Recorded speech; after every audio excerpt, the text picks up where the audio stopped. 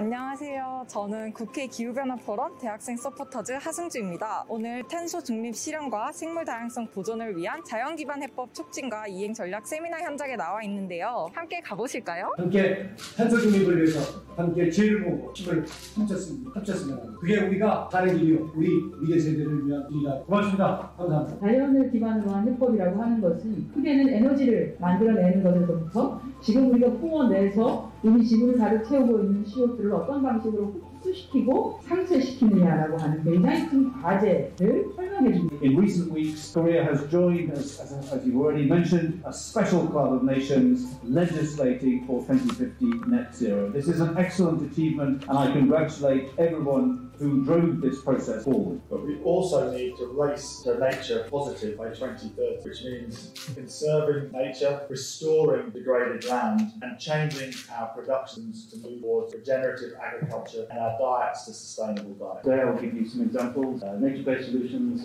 eco-based adaptation approaches that we're doing around the world.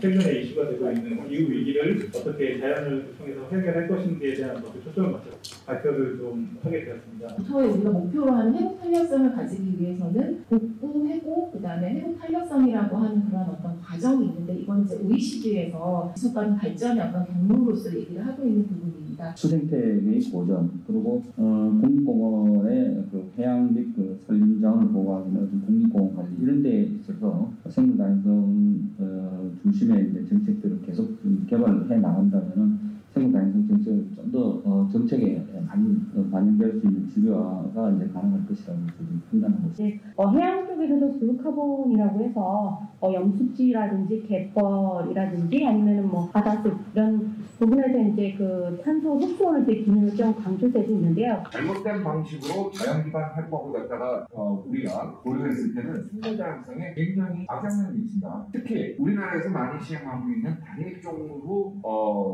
숲을 갖다 조성하는 거, 조림 또는 이 외래 형태는 이산화탄소 제거 효과가 안 나타난다. 이 탄소 중립이라는 부분은 그 회사의 어떤 산업 부분과 밀접하게 연결이 되어 있기 때문에 이 ESG 개념을 토대로 해서 기업은 회사의 경영 전략, 조직 구조, 사업 구조에도 변화가 일어나고 있고요. 많은 기업들이 넷제로를 이미 성공을 하고 있는 상황입니다.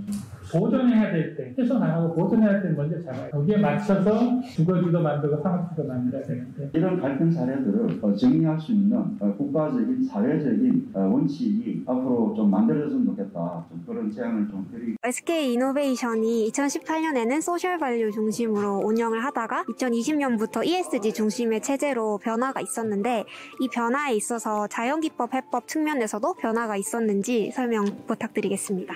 실제 그 소셜 밸류나 ESG라는 개념 자체가 크게 차이가 있는 것은 아니고요. 예전에는 이제 기업이 어떤 착한 기업 이런 부분에 있어서 접근을 했다고 보면 이제는 회사가 하고 있는 사업 자체가 얼마만큼 사회에 기여를 하고 환경에 기여를 하는가 하는 부분이 더 강조되었다 이렇게 보시면 되고요. 저희 많은 이제 기업들이 탄소를 배출하는 그런 사업이 많고 그렇다 보니까 이제 거기에 대한 어떤 책임감이 많아요. 근데 실제로 이제 그 내용들을 들여다보면 탄소뿐만 아니라 탄소를 저감하는 많은 활동들이 생물 다양성에 대한 부분을 함께 함축적으로 포함을 하고 있기 때문에 굳이 자연 기반 해법에 대한 테마가 따로 있고 이런 것보다는 그런 부분을 기업이 잘 이해를 해서 사업 전략에 담아야 된다. 그 부분을 강조하고 싶어요. 기업 참여에 있어서 이행 방법로 선택지가 적어서 일부 기업은 접근이 어렵다고 말씀하셨는데 그렇다면 SK 이노베이션 같은 탄소 중립을 주도하는 대기업이 다른 기업의 협업을 진행하는 거에 대해서 어떻게 생각하시는지도 의견 부탁드립니다. 실질적으로 그 자연 기반 해법에 대한 여러 가지 사업들을 보면 대단히 복잡해요. 산업의 측면보다는 자연과학적이고 이런 부분이 많기 때문에 거기에 대한 기업의 이해폭을 좀 넓혀줄 필요가 있고요. 그리고 대기업, 중견기업 이렇게 나누는 거는 뭐냐면 얼마만큼 이제 조직화가 돼서 체계적으로 할 수 있느냐 그 차이인 것 같습니다. 그런데 중견기업이나 이제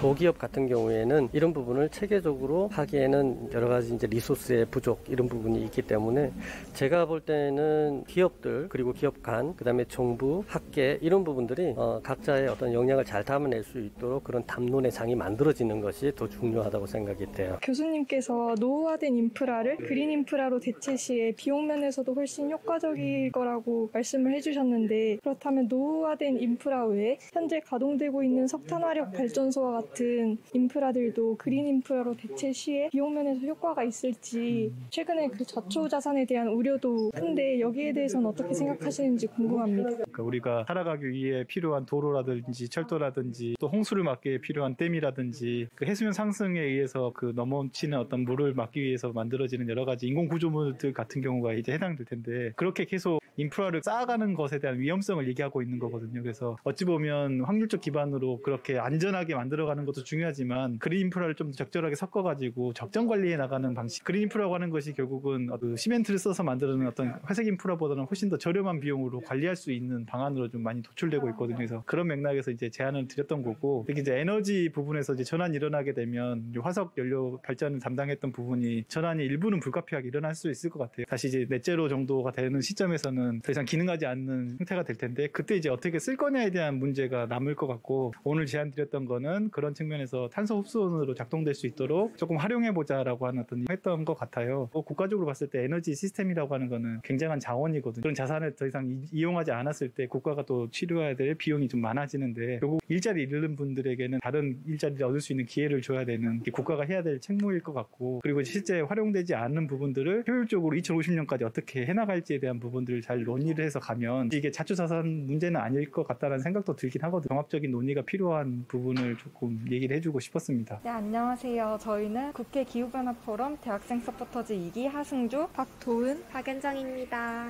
저는 이 탄소 중립 목표를 위해서 자연 기반 해법을 통해서 생물 다양성을 보존하는 게 얼마나 중요한지 다시 한번 깨닫게 되어서 굉장히 좋았습니다. 네, 이번 세미나가 자연 기반 해법을 논의하는 첫 자리였다라고 말씀하셨는데, 그럼에도 불구하고 상당한 부분에서 동의가 이뤄진 것 같아서 앞으로의 논의도 기대가 됩니다. 네, 오늘 처음으로 오프라인 세미나에 참관하게 되어서 굉장히 영광이었습니다. 그리고 여지껏 탄소 중립과 생물 다양성 보존이 약간 대척점에서 다뤄졌다는 점이 굉장히 의외였습니다. 앞으로도 이 문제에 대해서 계속 관심을 가지고 공부해 나가도록 하겠습니다.